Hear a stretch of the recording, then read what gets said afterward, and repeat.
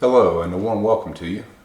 My name is Lester Hightower. I'm going to provide an introduction and some education targeted at teachers and coaches of students who have insulin dependent type 1 diabetes. My connection to type 1 diabetes is my son Andrew. He was diagnosed with type 1 diabetes in June of 2010 at the age of 5 in the summer between 4-year-old kindergarten and kindergarten. Andrew is now 16 years old and in the 11th grade. This 2021-2022 school year is his 12th with type 1 diabetes, and he's not had a type 1 diabetes emergency at school. At the beginning of each school year, my wife and I provide type 1 diabetes education and safety materials to school staff. We do that to improve Andrew's safety at school should a type 1 diabetes emergency occur. In 2020, SARS-CoV-2 restrictions forced our education meeting to be done by Zoom. And so I created a slide presentation to assist with that. And this presentation is largely just a generic version of that. Here's a glimpse of Andrew's school years with type 1 diabetes. On the top left there is kindergarten. He started kindergarten just a couple months after his type 1 diabetes diagnosis. The 6 pictures across the top go from kindergarten through the 5th grade, and for those years he had quite a bit of assistance managing insulin at school. In those early years, my wife actually went to the school each day and administered lunchtime insulin for him, and for the last 3 or 4 years the school nurse did. Starting in the 6th grade, which is the bottom left, Andrew took over all of his care at school, and he's been self-sufficient for the last 6 school years. So my purpose and goals for today is to increase the type 1 diabetic child's safety at school and when playing sports, and to reduce any fear, uncertainty, or stigma around type 1 diabetes. And my goals are to provide information about what type 1 diabetes is, about the way that type 1 diabetes is managed, and for handling the unlikely event of an emergency.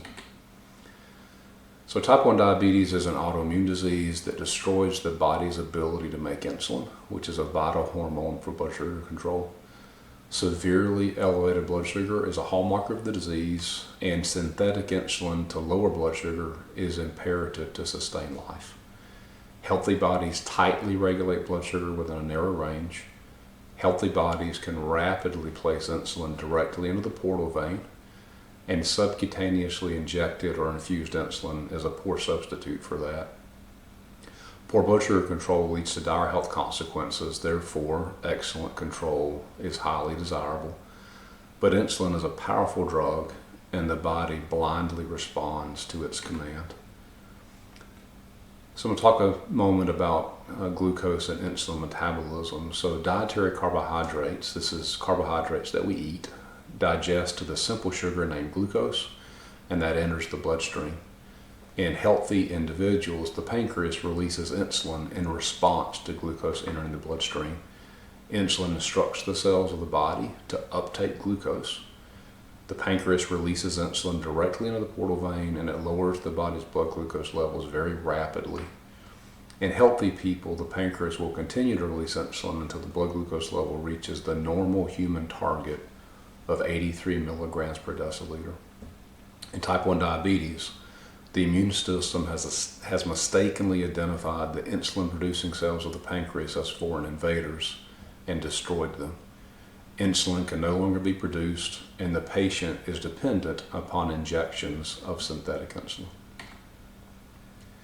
So insulin in the bloodstream causes glucose to go to one of 3 places: to cells for immediate energy needs, or to the liver or muscles to restock any depleted glycogen reserves, or to fat cells for long-term storage.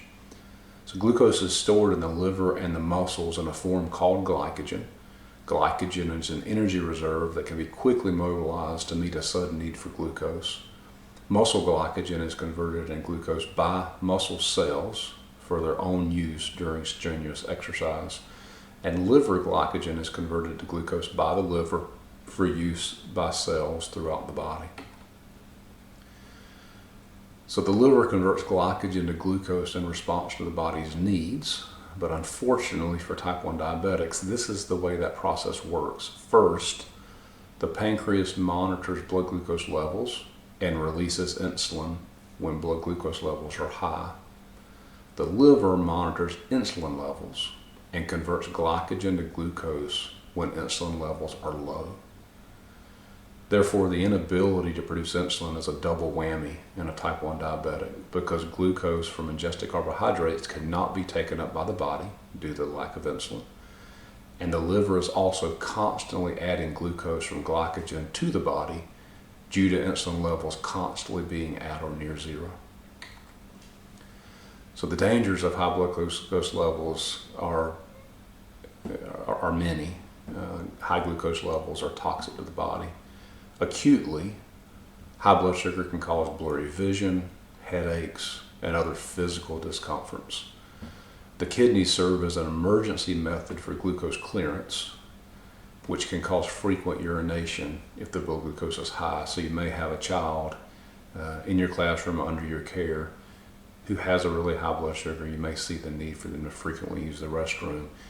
Kidneys clearing blood glucose when blood sugars are extremely high is the cause of that. So chronically high glucose levels cause the common and devastating complications of diabetes. These are things such as eye damage leading to blindness, kidney damage leading to dialysis and transplants, cardiovascular disease, nerve damage, amputations, the list goes on.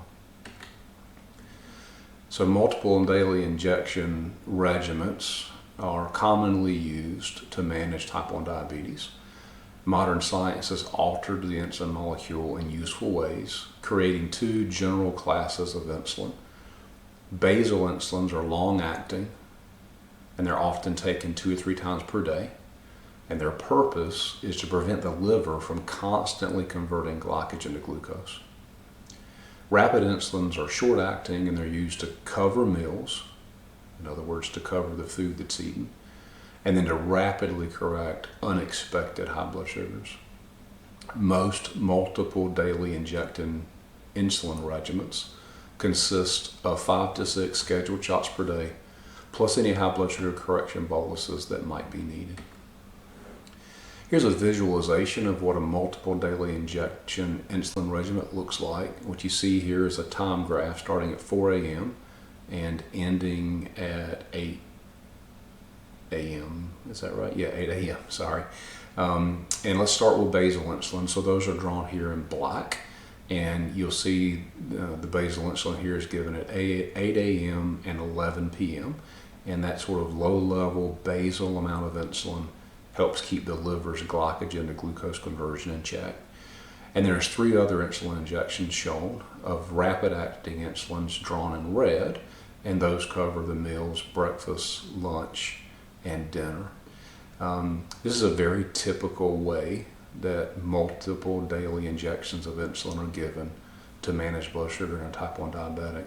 And conceptually, insulin infusion pumps accomplish this exact same task, but they do so in a little different way, and that is by constant infusion of rapid insulin, and that provides both the basal and the bolus needs of the diabetic individual. So there are dangers of injected insulin, and the primary danger is that insulin is a very powerful hormone, and the body really does blindly respond to its command. So an overdose of rapid-acting insulin will pose the most immediate danger. Extreme low blood sugars can lead to seizures, coma, and in extreme cases, even death. A very low carbohydrate diet can dramatically increase the safety margin by significantly lowering the doses of bolus insulin that are required to cover meals. The concept there is very simple. Small inputs lead to small mistakes. Big inputs lead to big mistakes. Therefore, eating fewer carbohydrates and taking smaller doses of bolus insulin results in a larger margin for benign dosing errors, and therefore less danger of having a severe insulin reaction. So there's a counter-regulatory hormone named glucagon, which will rapidly raise blood sugar. Glucagon is also released by the pancreas, and it causes the liver to rapidly convert stored glycogen to glucose. Glucagon production continues to work in most type 1 diabetics, but the body's glucagon production capacity can easily be overwhelmed by a large insulin injection. But glucagon is a life-saving hormone, and glucagon injection kits should be at school, and they can save a type 1 diabetic child's life should a severe low blood glucose level occur that resulted in a seizure or perhaps the child passing out. So this is what a typical glucagon emergency kit looks like. There are some newer glucagons on the market in recent years, but this is the most common, still available, and this is the most typical. This kit is made up of two components: a powdered vial of glucagon shown here on the left, and then a syringe of saline shown to the right.